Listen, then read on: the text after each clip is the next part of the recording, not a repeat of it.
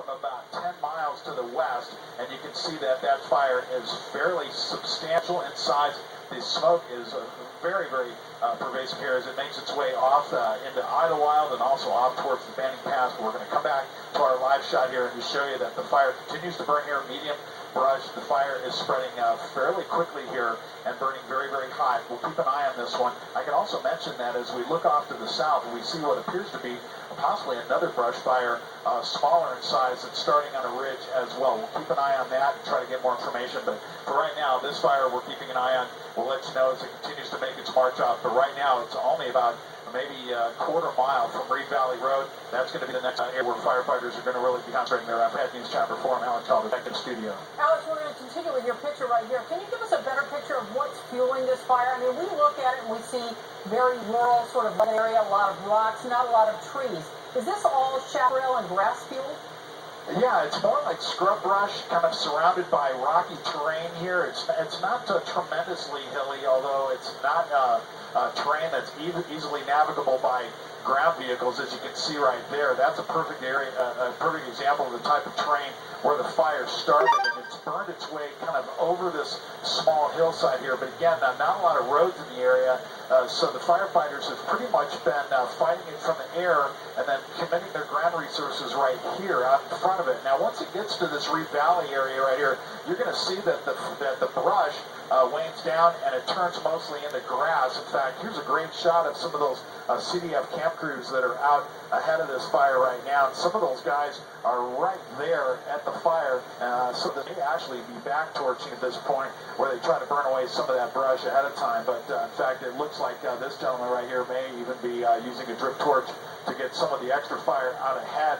Burned off. In fact, there you can see the drip torch right there. So this fire right here on the Reed Valley end of things is being set intentionally by firefighters to try to get that brush burned away. But once it gets down into this grassy area and away from the brush and what few areas of trees that are here, like the ones that you're looking at right there, then they'll have a little bit easier time gaining access to it and certainly getting it knocked down. But meanwhile, we are awaiting some of those heavy air tankers to come in.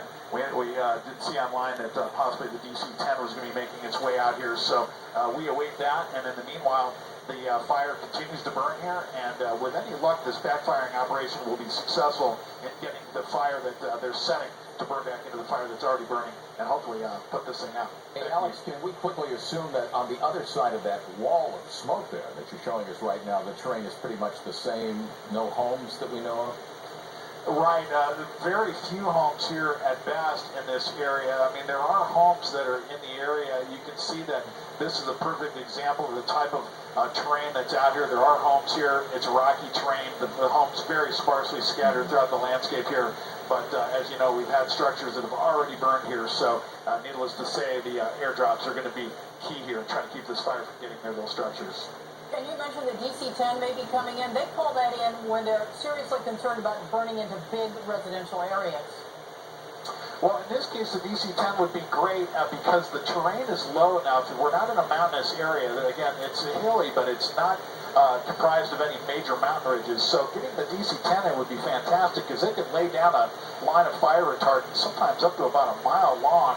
There's a lot of fire retardant, that Phos-Chek fire retardant that's carried on board that heavy tanker. And with one line of Phos-Chek, they can really stop the forward progress of this fire in its tracks, and that's what they want. They want to prevent this fire from going any farther to the east, because once we come across Reed Valley, as we pan across with the camera here, we end up into another area of brush right here, and then, of course, the fire could take off and move up that hillside and off into new areas. So they'd really like to stop this fire at the valley if they can. All right, we'll check back with you, and you get back with us if anything should change there at all. Thank you very much. Alex Calder over the fire in News Chopper 4. Thanks, Alex.